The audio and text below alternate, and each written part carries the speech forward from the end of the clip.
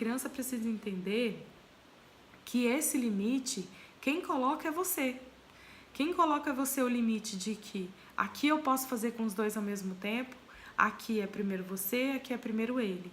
Nunca dá prioridade só para o mais novo porque ele acabou de chegar, porque ele é extremamente dependente de você, porque o outro também é extremamente dependente de você. Independente dele já andar, mas ele já anda. Ele já anda, mas ele tem um coraçãozinho ainda de bebê. Ele ainda não sabe muitas coisas do que estão acontecendo. E aí eu quero falar para vocês um pouquinho também daquelas mamães que já têm filhos bem mais velhos, né? Eu conheço muitas mamães que tiveram filhos depois de 5 anos, depois de 8 anos, e fala assim, então agora ele já não tem ciúmes mais, né? Tranquilo, tem, gente. Até 15 anos depois tem ciúmes. Eu não sei mais que isso porque... Aliás, tem. Eu tenho irmãos muito mais velhos que eu. E que eles poderiam ser até meus pais. Eu tenho sobrinhos mais velhos do que eu. E rola ciúmes. Sempre rola ciúmes, né? Porque é alguém que chegou para dividir espaço. É alguém que chegou para dividir o pai e a mãe que aquela pessoa está recebendo. Então, é a forma como você, pai e mãe, vai lidar com isso que vai deixar o seu filho entender ou não que aquilo é ciúmes. Ou que aquilo é ciúmes, não, que aquilo pode se estender, se prolongar, ou se aquele é um ciúmes normal, que a pessoa tem e pronto. Por exemplo, uma criança de 8, 9 anos, ela já consegue tomar banho sozinha, comer sozinha, ela consegue colocar o prato dela de comida na hora que a comida entrar na mesa. O meu filho não consegue. Consegue sim, a minha filha tem 3 anos, ela fez agora 3 anos, desde 2 anos e meio ela comia sozinha. 2 anos e meio nada, desde 2 anos, desde quando a gente voltou pra cá, pra essa casa que a gente não tava aqui, ela tava com 2 anos e 1 mês. Desde 2 anos e 1 mês ela coloca a comida dela. E sozinha, sim, sozinha, só que com observação, né? A gente sempre do lado dela observando, não, menos, Pietra, não, coloca só metade, Pietra, essa concha toda não, isso tudo não e tal. Então, é importante você dar certa independência para a criança, para ela também entender que realmente ela não é um bebê como aquele que chegou. E uma criança de 9 anos, às vezes, quer fazer essa exigência para você, só para mostrar para você que ele também tá ali. Mas aí você tem que ser mais criativo e mais esperto do que ele para mostrar para ele que você sabe que ele tá ali e que chegou outro bebê, que chegou outra criança que tem que dividir esse espaço, que na hora de comer ele é uma criança de 2 anos, 3 anos que precisa de muito mais atenção do que uma criança de 8, 9 anos que consegue comer sozinha. Então isso tudo indifere, mas não indifere no termos de sentimento. O sentimento existe. Poxa, ele, né? Quando era só eu, tinha mais atenção. Claro, quando era só um, era mais atenção. Mas se você for criativo bastante para mostrar para o seu filho, para sua filha, que essa atenção pode ser dividida, que essa atenção pode ser dividida sem prejudicar o seu relacionamento com o mais velho, é muito mais valioso para eles. Sabe, se você perceber que o ciúme está muito forte, que está muito tenso, eu vou te dar uma dica. Você chega pro seu filho mais velho e fala assim, filho ou filha, vamos fazer o seguinte, hoje é o meu dia e o seu, ou então amanhã vai ser o nosso dia. O que você quer fazer amanhã que a mamãe vai fazer com você? Ué, mas e o meu irmão? Deixa que tá tudo certo. E aí você tem que saber, né? Se seu filho é muito novinho, tem lá... O Enzo teve uma época que ele tinha uns 3 meses e eu fiz isso com a Pietra. Só que não foi eu que chamei, ela que me pediu. E aí o que eu fiz? Eu falei, bom, ele consegue ficar aí umas 4 horas sem comer, sem mamar na hora do almoço. Porque ele almoça, ele fica umas 2 horas depois sem mamar e antes ele acordou, lanchou, ele fica um tempo sem mamar também. Então ele dá conta de ficar um tempo sem mamar. Tá bom, filha, vamos sair. Eu e você, vamos almoçar fora. Eba! Só eu e a mamãe. O papai não, né, mamãe? Não, o papai não vai hoje. Tá bom, eba! E chegou lá na hora, ela queria o pai dela também. Tá vendo como a criança não sabe os sentimentos que ela tem? E aí a gente foi, passou, almoçou junto, ficou junto, conversamos, andamos no shopping. Ela não quis nem ir pra brinquedoteca, gente. Ela só queria ficar comigo. E depois disso eu ganhei meses de tranquilidade, porque ela ficou tranquila. Ela quis só me ajudar com o Enzo, ajudar a vestir a roupa. Quando a criança quer ajudar demais, não é questão de ciúmes. Ela tá tentando ganhar o espaço dela. Ela tá tentando encontrar o espaço dela ali no meio, nesse trio amoroso ali que acabou de existir. Ela tá tentando ganhar o espaço. Peraí, onde é que eu vou entrar aqui? Se ela tá fazendo isso, acho que é isso que eu tenho que fazer também. Então deixa eu ajudar. Aí você vira e fala assim: não, menino, não mexe nisso não, porque você vai quebrar. Não mexe nisso não, porque você vai estragar. Você vai não sei o quê. Não pode ser assim. Você tem que falar. Até hoje a Pietra me ajuda a vestir a roupa do Enzo. Sabe como? Filha, pega essa roupa aqui na gaveta pra mamãe. Aí ela pega a roupa. Agora segura aí rapidinho que já já você vai me dar. Tô terminando de colocar a fralda. Aí eu pego a fralda na mão dela. Filha, ó, segura essa fralda aí, porque eu tô passando a pomada aqui, já vou colocar a fralda. Aí ela pega a fralda que eu dei pra ela e ela me entrega. Toma, mamãe, a fralda. Aí eu ponho a fralda, ponho a pomadinha e tal, fecho. E agora, você pode me dar a bermuda? Ela me dá a bermuda. Aí eu vou e coloco a bermuda. E a camiseta? Ah, toma, mãe, pronto, já arrumei, meu irmão. Ponto. Ah, tem criança que quer mais. Ok, custa você sentar a criança ali do seu lado no trocador, pegar uma escadinha ou uma cadeirinha. Hoje que a Pietra já cresceu um pouquinho, outro dia ela falou assim: mamãe, eu posso te ajudar a arrumar meu irmão essa semana? Falei: pode, filha. Ela: peraí que eu vou lá no meu banheiro buscar minha escadinha. Aí ela foi lá no banheiro dela, pegou uma escadinha, trouxe. Depois eu vou até mostrar essa escadinha pra vocês, que ela é o máximo. Lá na Feira da Torre tem, aqui em Brasília. Aí ela botou a escadinha dela lá, é toda de madeira ela. Subiu os 2 degrauzinhos e tava lá me ajudando, fazendo carinho no Enzo.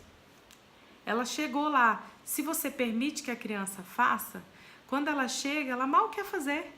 Ela só quer estar ali, ela só quer estar presente, ela só quer estar inserida naquele momento. Ela não quer que seja um momento só seu e do mais novo. O mais novo fica prejudicado? De certa forma, sim. Eu acredito nisso. Por quê?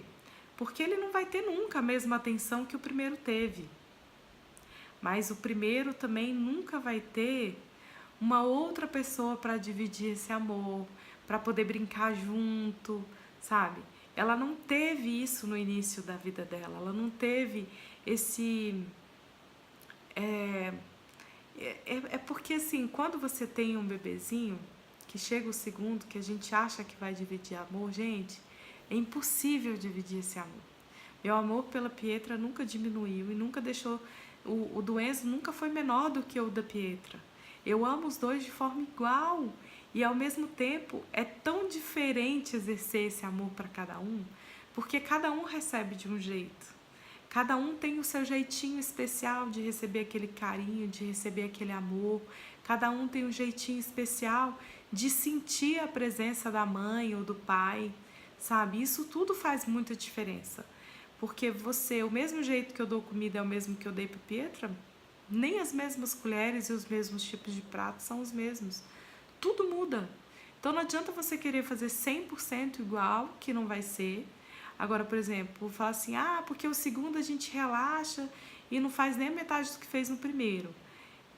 Comigo, não teve isso. Tudo que eu fiz com a Pietra, eu faço com o Enzo.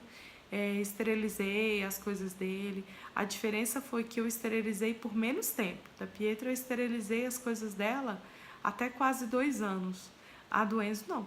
A do Enzo eu esterilizei bem menos. Até mesmo porque a Pietra chega: ah, mamãe, eu quero beber no copo do Enzo. Aí, gente, dá um negócio estranho de falar assim: eu vou esterilizar o copo que a Pietra bebeu. Né? É irmã dele, é filha do meu... Saiu de mim igual ele. Eu vou esterilizar uma coisa que a minha filha pegou pro irmão? Pra mim não tinha cabimento isso, sabe? Então acabou que eu comecei a esterilizar menos as coisas dele muito antes do que a dela, né? E aquela questão também da vitamina S, que a pediatra sempre fala que: ah, Luciana, tem que pegar a vitamina S, deixa... Porque vai pro chão, não tem como, você vai esterilizar pra quê? A mão tá no chão, vai botar na boca. E isso realmente eu desmistifiquei dentro de mim, porque isso era uma coisa que eu tinha comigo. Não pode pegar no chão. porque pegou no chão, vai botar na boca, ou não pode pegar no chão, desculpa, eu vou ter que esterilizar as coisas. Mas se ele põe a mão no chão e põe na boca, pra que eu vou esterilizar tudo se essa vitamina S que tá lá na mão é muito pior do que a que tá aqui na mamadeira? Então essas coisas aí eu fui desmistificando quando veio o segundo. E eu acho que esse complexo todo do segundo filho, ele é mais dentro da gente do que na criança que está ali. A criança que está ali, ela é moldada de acordo com aquilo que você vai vivendo, de acordo com aquilo que você vai trazendo. Independente, eu repito, gente, independente se é um bebê ou se é uma criança de 15, uma criança de 12 anos, a diferença de 8 anos, a diferença entre elas é a forma como você vai falar. A forma que você vai falar com um bebê de 2 anos nunca vai ser a forma que você vai falar com uma criança de 13 anos, 14 anos, 15 anos. As formas de falar são diferentes, mas o sentimento que tem dentro é o mesmo. Chegou alguém que vai dividir o espaço comigo.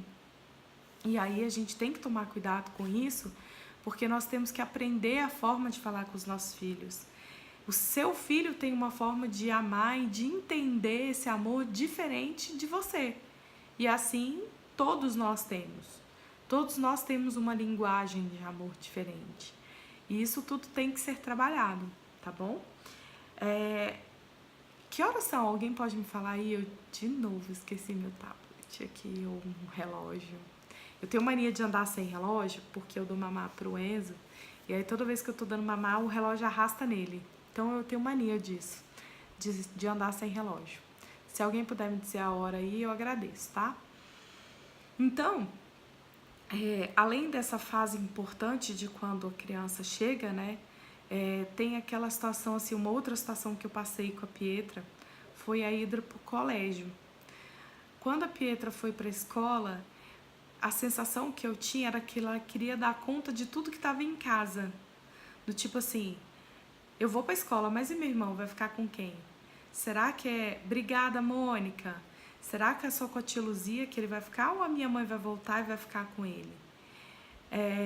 Ela ia pro colégio assim, mamãe, eu vou pra escola, você vai pro trabalho, o meu papai vai pro trabalho, a tia Luzia vai ficar com meu irmão, a minha vovó vai fazer o quê? Obrigada, Dani. E ela ficava assim, toda hora me perguntando o que estava acontecendo, o que ia acontecer, que horas que eu ia buscar, que horas que eu ia chegar no colégio. A tia me falou que ela ficava assim, que horas são, tia? Começava assim, no final da manhã ela começava toda hora, que horas são? Ah, Pietra, são 11h10.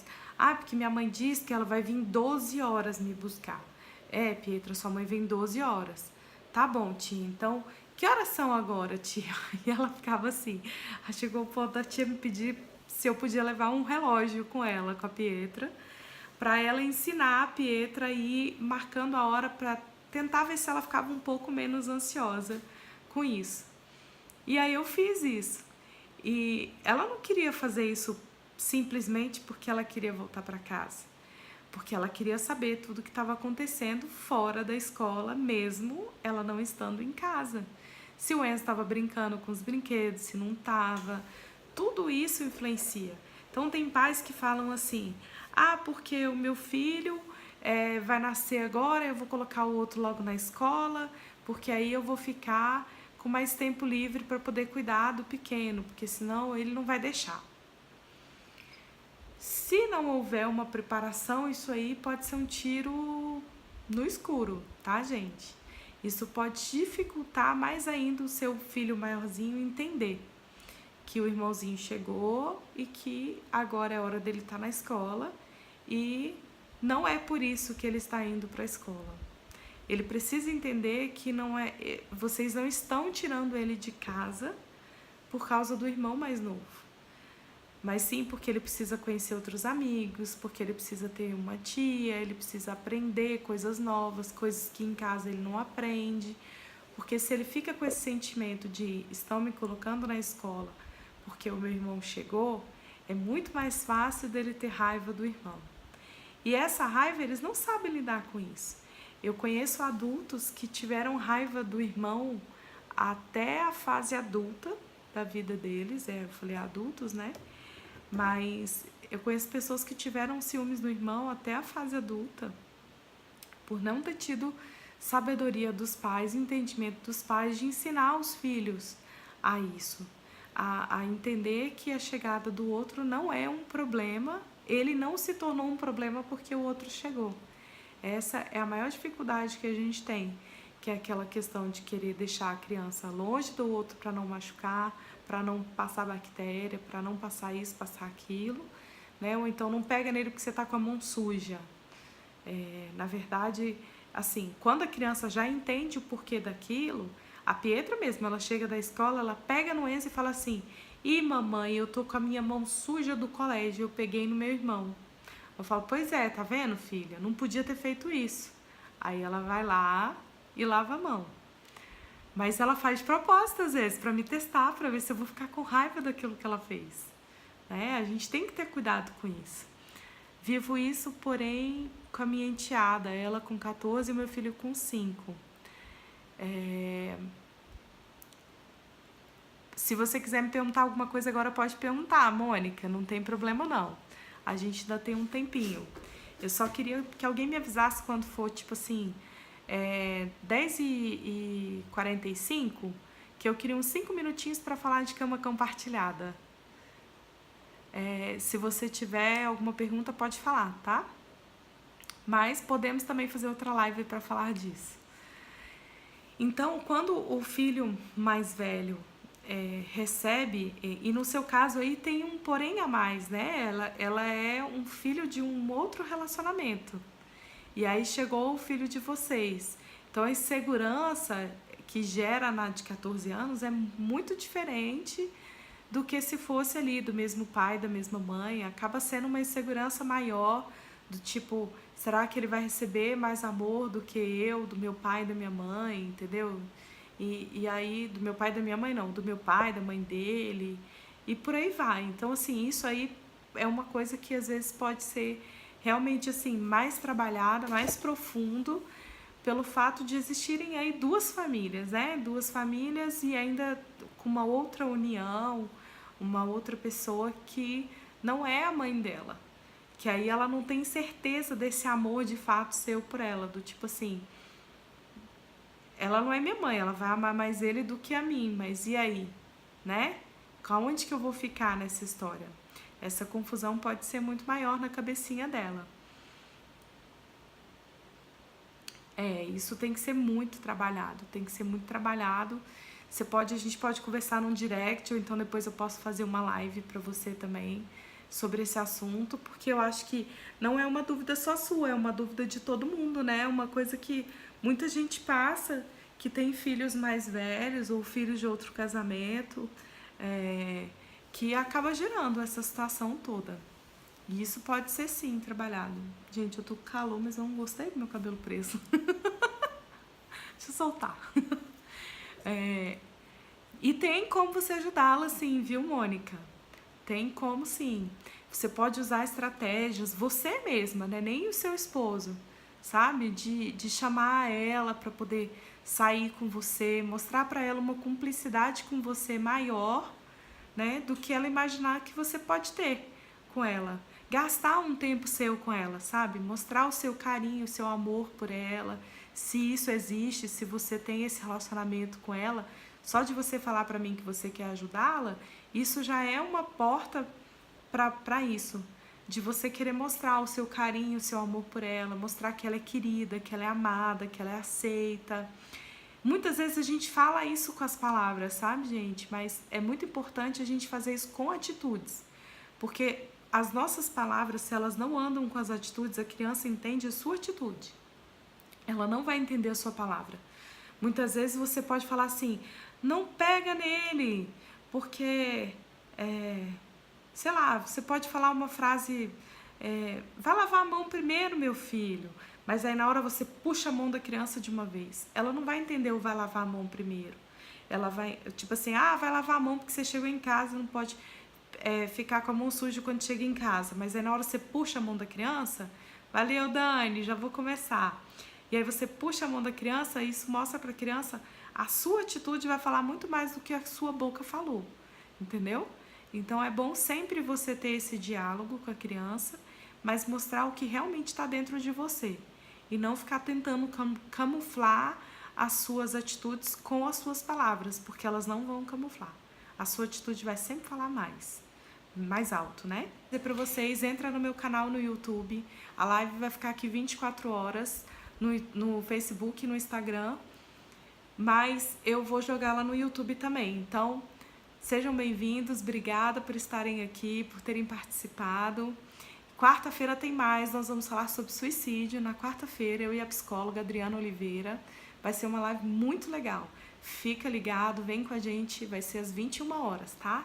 Beijo pra todo mundo, beijo, gente, Dani, Pri, todo mundo que participou aí, obrigada, Mônica. Beijão, até mais, viu? Quarta tem, sexta, quinta também. Beijo, fica com Deus.